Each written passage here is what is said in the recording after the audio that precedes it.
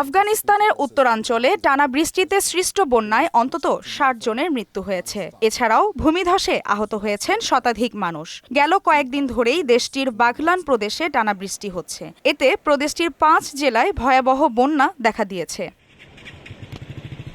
বন্যায় ক্ষতিগ্রস্ত হয়েছে দেশটির অন্তত ২০০০ স্থাপনা। ভয়াবহ বন্যার পানিতে তলিয়ে যাচ্ছে প্রদেশটির ঘরবাড়ি। পানিবন্দী হয়ে পড়েছেন বহু মানুষ। এপ্রিলের মাঝামাঝি থেকে এই পর্যন্ত বন্যায় অন্তত শতাধিক মানুষ নিহত হয়েছেন আফগানিস্তানে।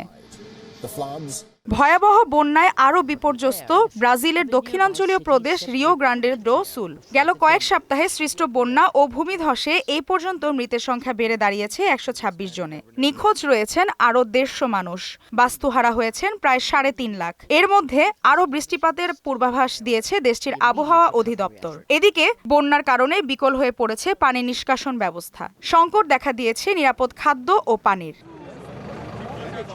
এদিকে রাশিয়ার সেন্ট পিটার্সবার্গে একটি সেতু থেকে যাত্রীবাহী বাস নিয়ন্ত্রণ হারিয়ে নদীতে পড়ে যায়। এই ঘটনায় ৭ জন নিহত এবং বেশ কয়েকজন আহত হয়েছেন। বিবিসি জানায়, স্থানীয় সময় শুক্রবার বিকেলে পিটার্সবার্গের একটি সেতু পার হবার সময় নিয়ন্ত্রণ হারিয়ে যাত্রীবাহী বাস রেলিং ভেঙে মৈকা নদীতে পড়ে যায়। এতে বাসটি পুরোপুরি ডুবে যায়।